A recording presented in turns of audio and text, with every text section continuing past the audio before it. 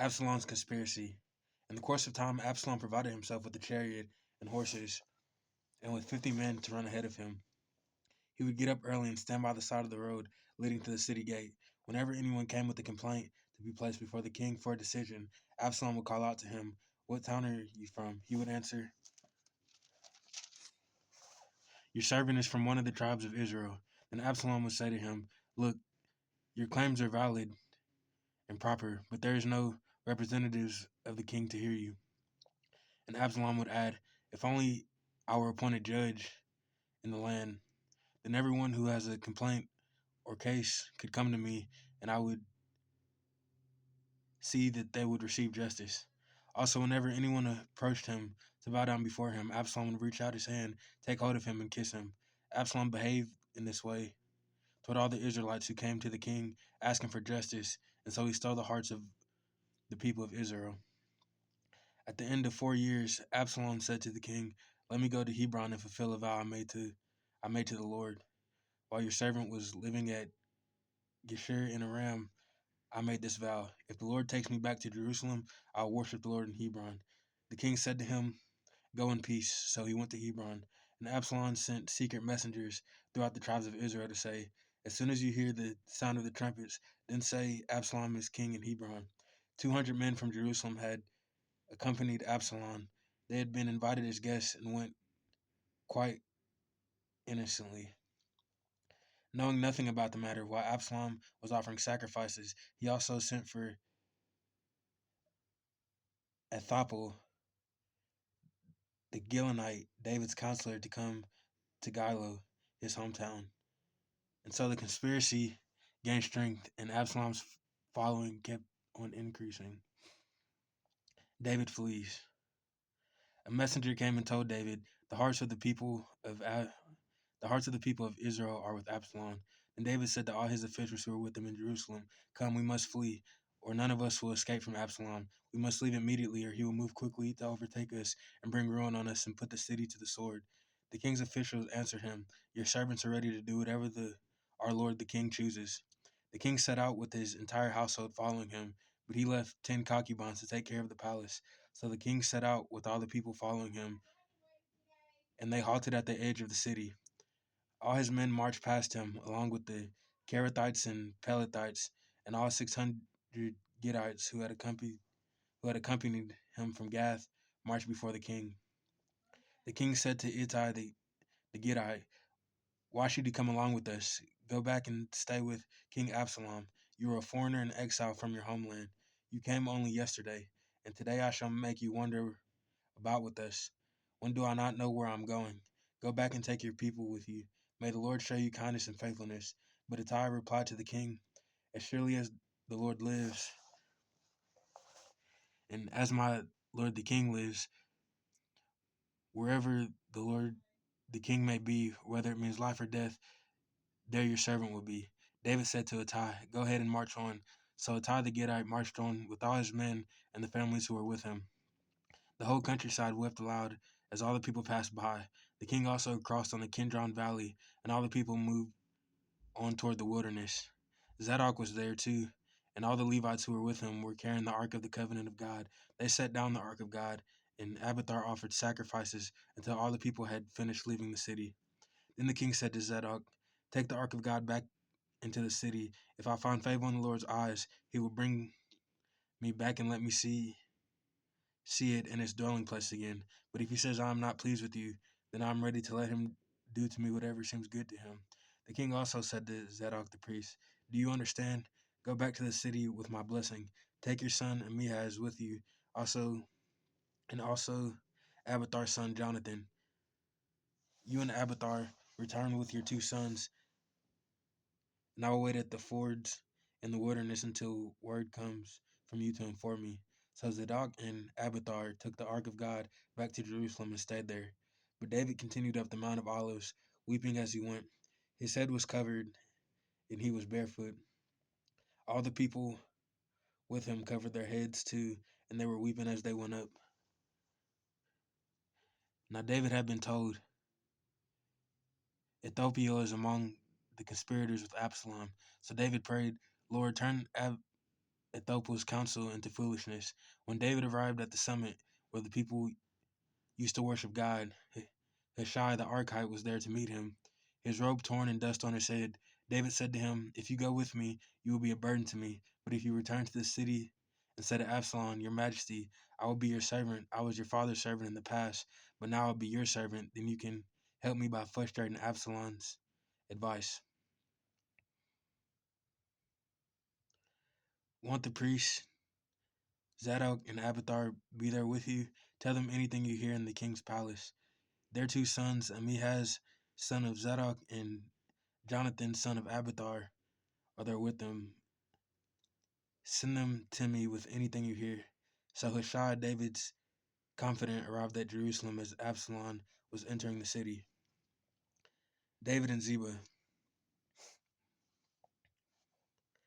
When David had gone a short distance beyond the summit, there was Ziba, a steward of Mephibosheth, waiting to meet him.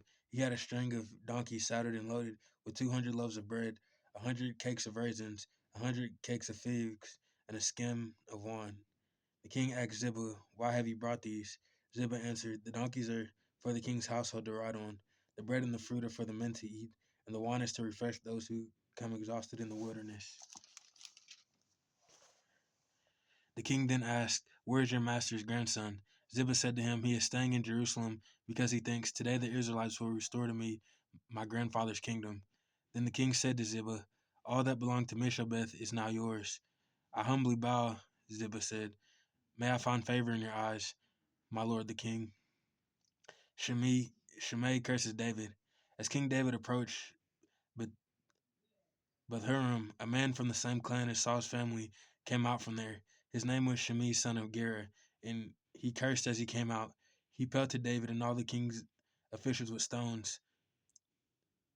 Though all the troops and the special guard were on David's right and left as he cursed, Shimei said, get out, you murderer, you scoundrel. The Lord has repaid you for all the blood you shed in the household of Saul, in whose place you have resigned. The Lord has given the kingdom into the hands of your son Absalom. You have come to ruin because you are a murderer. Then Abishai, son of Zeruiah, said to the king, Why should this dead dog curse my lord the king?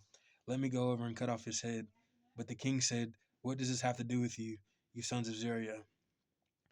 If he is cursing you because the Lord said to him, Curse David, who can ask, Why do you do this? David then said to Abishai and all his officials, My son, my own flesh and blood is trying to kill me. How much more then than this Benjamite? Leave him alone. Let him curse, for the Lord has told him to. It may be that the Lord will look upon my misery and restore to me his covenant blessing instead of his curse today. So David and his men continued along the road while Shimei was going along the hillside opposite of him, cursing as he went, throwing stones at him and showering him with dirt. The king and all the peoples with him arrived at their destination exhausted, and there he refreshed himself. The advice of Ahithophel and Hushai. Meanwhile, Absalom and all the men of Israel came to Jerusalem, and Ahithophel was with them. Then Hushai the Archite, David's confidant, went to Absalom and said to him, Long live the king, long live the king. Absalom said to Hushai, So this is the love you show your friend? If he is your friend, why don't you go with him? Hushai said to Absalom, No one chosen by the Lord, by these people, by all the men of Israel, his I will be, and I will remain in him. Furthermore, whom should I serve? Should I not serve the son? Just as I serve your father, so I will serve you. Absalom said to Ahithophel, Give us your advice. What should we do? Ahithophel answered, Sleep with your father's concubines, whom he left to take care of his palace. Then all Israel will hear that you have made yourself obnoxious to your father, and the hands of everyone with you will be more resolute. So they pitched a tent for Absalom on the roof, and he slept with his father's concubine in the sight of all Israel. Now in those days, the advice of Ahithophel gave was like that of one who inquires of God. That is how both David and Absalom regarded all Athophel's advice. Athophel said to Absalom, I would choose 12,000 men and set out tonight in pursuit of David. I would attack him while he was weary and weak. I would strike him with terror, and then all the people with him would flee. I would strike down only the king and bring all the people back to you. The death of the man you seek will mean the return of all. All the people will be unharmed. This plan seemed good to Absalom and to all the elders of Israel. But Absalom said, summon also Hushai the Archite, so he can hear what he has to say as well. When Hushai came to him, Absalom said, Ahithophel has given his advice. Should we do what he says? If not, give us your opinion. Hushai replied to Absalom, the advice of Ahithophel has given is not good this time. You know your father and his men. They are fighters and as fierce as a wild bear robbed of her cubs. Besides, your father is an experienced fighter. He will not spend the night with the troops. Even now, he is hidden in a cave or some other place. If he should attack your troops first, whoever hears about it will say, there has been a slaughter among the troops who follow Absalom. Then even the bravest soldier, whose heart is like the heart of a lion, will melt with fear. For all Israel knows that your father is a fighter and that those with him are brave. So I advise you, let all Israel, from Dan to Beersheba, as numerous as the sand on the seashore, be gathered to you, with yourself leading them into battle. Then we will attack him wherever he may be found, and we will fall on him as dew settles on the ground. Neither he nor any of his men will be left alive. If he withdraws into a city, then all Israel will bring ropes to that city, and we will drag it down into the valley until not so much as a pebble is left. Absalom and all the men of Israel said, the advice of Hushai the Archite is better than that of Ahithophel, for the Lord has determined to frustrate the good advice of Ahithophel in order to bring disaster on Absalom. Hushai told Zadok and Abiathar the priest, Ahithophel has advised Absalom and the elders of Israel to do such and such, but I have advised them to do so and so. Now send a message at once and tell David, do not spend the night at the fords in the wilderness. Cross over without fail, or the king and all the people with him will be swallowed up. Jonathan and Ahimaaz were staying at En Rogel. A female servant was to go and inform them, and they were to go and tell King David, for they could not risk being seen entering the city. But a young man saw them and told Absalom. So the two of them left at once and went to the house of a man in Bahurim. He had a well in his courtyard, and they climbed down into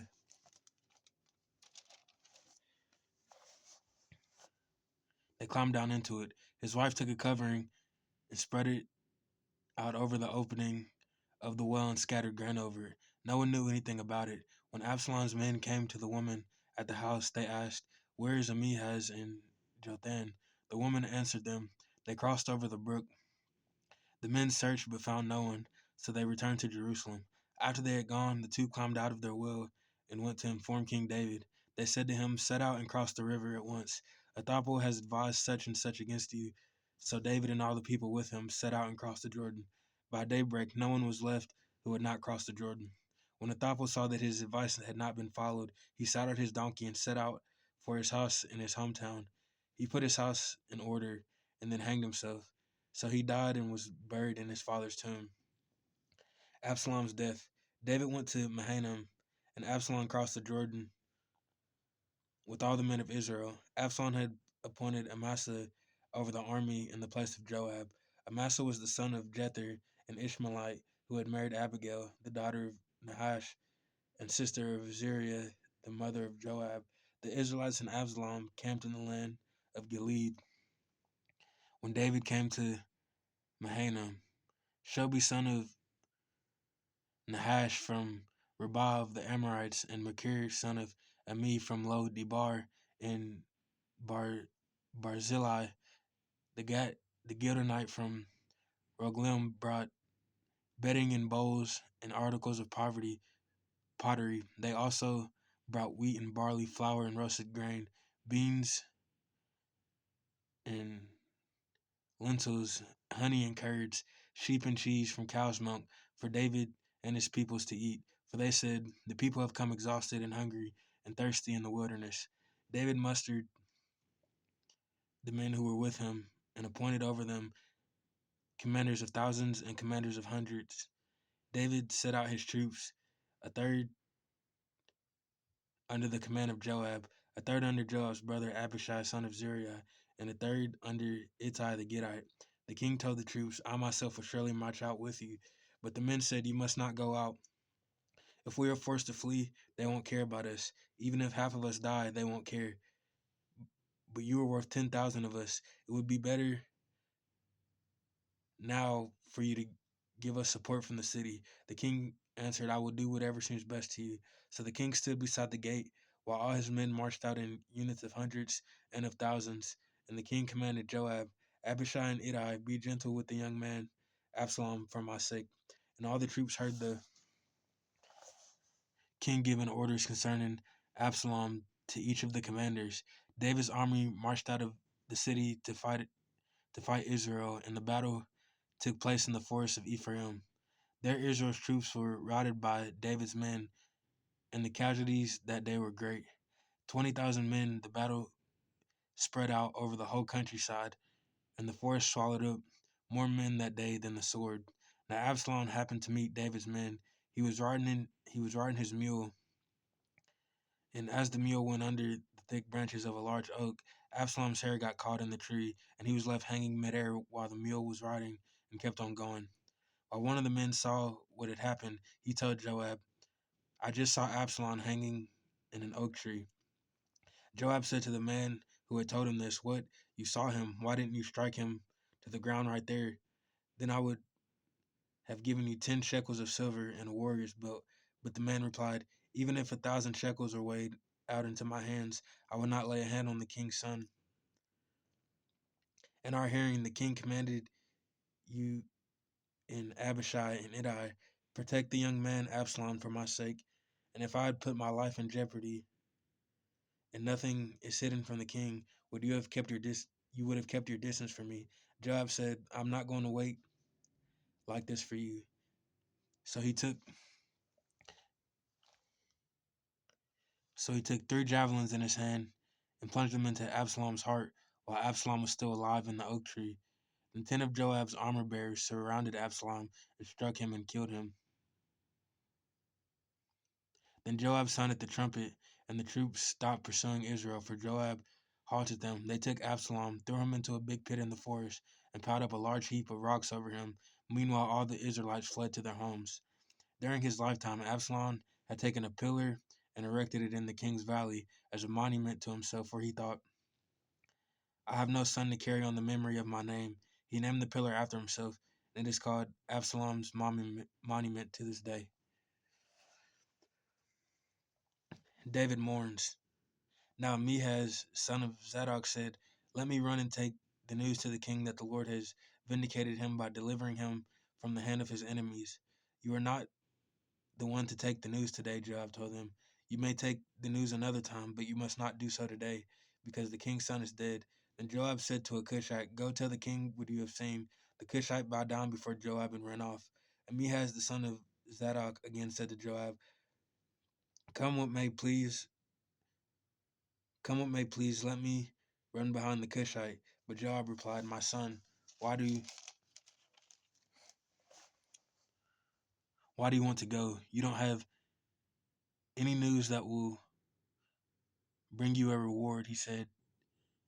Come what may I Come what may, I want to run. So Joab said, run. Then Ahaz ran by the way of the plain and outran the Cushite.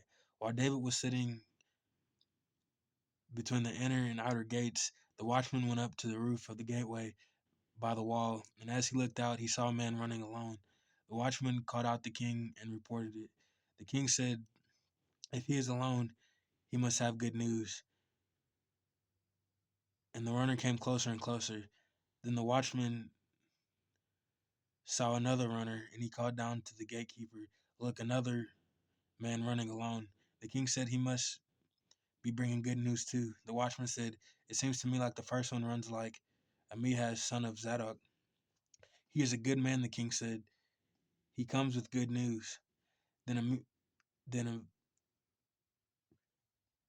Ahimaaz called out the king. All is well. He bowed down before the king with his face to the ground and said, Praise be to the Lord your God. He has delivered up those who lifted their hands against my lord the king. The king asked, Is the young man Absalom safe? Amihaz answered, I saw great confusion, just as Joab was about to send the king's servant and me, your servant, but I don't know what it was. The king said, Stand aside and wait here. So he stepped aside and stood there.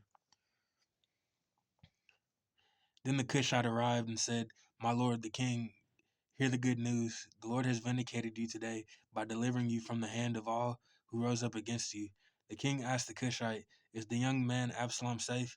The Cushite replied, May the enemies of my lord, the king, and all who rise up against to harm you be like that young man.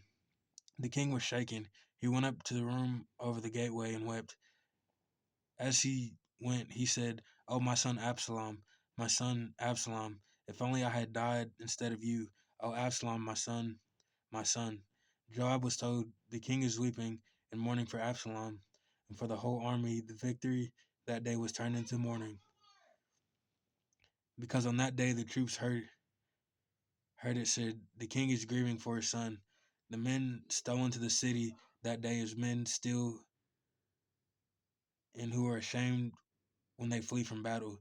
The king covered his face and cried aloud, O my son Absalom, O Absalom, my son, my son. Then Joab went into the house of the king and said, Today you have humiliated all your men who have just saved your life and the lives of your sons and daughters, and the lives of your wives and concubines. You love those who hate you, and you hate those who love you. You have made it clear today that the commanders and their men are nothing to you. I see that you would be pleased if Absalom were alive today and all of us were dead.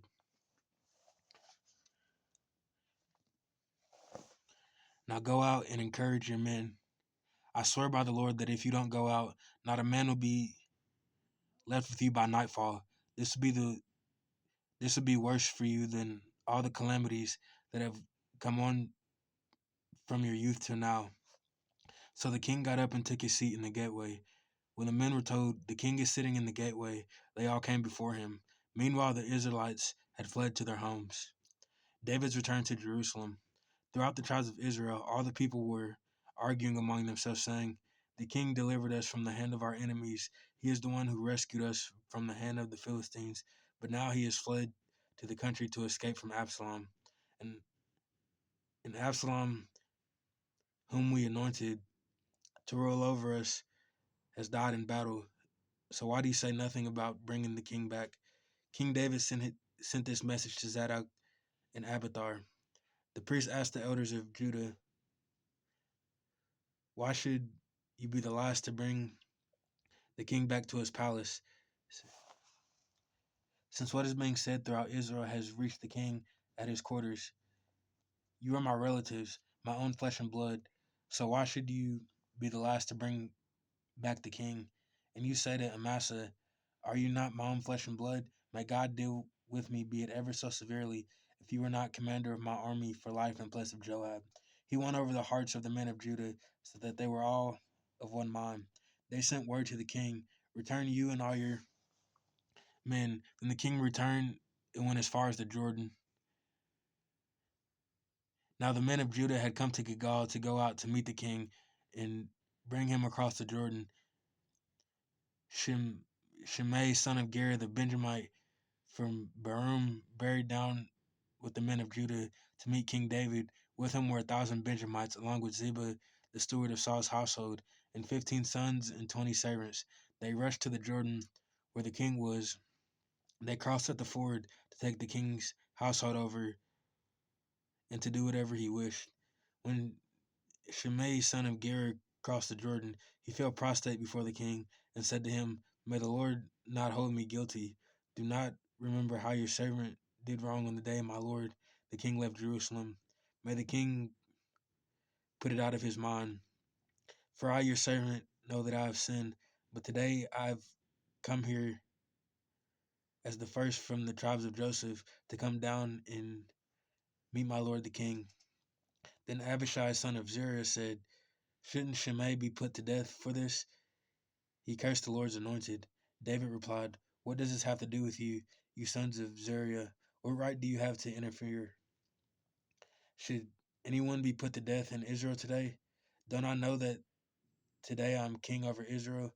So the king said to Shimei, you should not die. And the king promised him on oath. Mephibosheth, Saul's grandson, also went down to meet the king, and he had not taken care of his feet or trimmed his mustache or washed his clothes day the from the day the king left until the day he returned safely. When he came from Jerusalem to meet the king asked him, why didn't you go with Mephibosheth? He said, my lord, the king, since I, your servant, am lame, I said I will have my donkey saddled and will ride on it too, so I can go with the king. But Ziba, my servant, betrayed me, and he has slandered your servant to my lord the king. My lord the king is like an angel of God, so do whatever you wish. All my grandfather's descendants deserve nothing but death from my lord the king. But you gave a servant a place among those who eat at your table. So what right do I have to make any more appeals to the king? The king said to him, why say more? I order you and Ziba to divide the land. Mephibosheth said to the king, let him take everything, now that my lord the king has returned home safely. Barzillai the Gilonite also came down from Rogelim to across the Jordan with the king and to send him on his way from there. Now Barzillai was very old, 80 years of age. He had provided for the king during his stay in Mahanaim, for he was a very wealthy man. The king said to Barzillai, cross over with me and stay with me in Jerusalem, and I will provide for you. But Barzillai answered the king, how many more years will I live that I should go up to Jerusalem with the king? I am now 80 years old. I can tell the difference between what is enjoyable and what is not. Can your servant taste what he eats and drinks? Can I still hear the voices of male and female singers? Why should your servant be added to a burden to my lord the king? Your servant will cross over the Jordan with the king for a short distance, but why should the king reward me in this day? Let your servant return, that I may die in my own town near the tomb of my father and mother. But here your servant command, let him cross over with my lord the king. Do for him whatever you wish. The king said to Kiham, shall cross over with me, and I will do for him whatever you wish. Anything you desire from me, I will do for you. So all the people crossed the Jordan, and then the king crossed over. The king kissed Barzillai and bid him farewell, but Barzillai returned to his home. When the king crossed over to Gilgal, Kiham crossed with him. All the troops of Judah and the half troops of Israel had taken the king over. Soon as all the men of Israel were coming to the king, sang to him, why did our brothers, the men of Judea, steal the king away and bring him and his household across the Jordan together with his men? All the men of Judah answered the men of Israel, we did this because the king closely related to us. Why are we angry about it? Have we eaten any of the king's provisions? Have we taken anything for ourselves? Then the men of Israel answered the men of Judah, we have 10 shares in the king, so we have a greater claim on David than you have. Why then do you treat us with contempt? Weren't we the first to speak of bringing back our king? But the men of Judah pressed their claims even more forcefully than the men of Israel.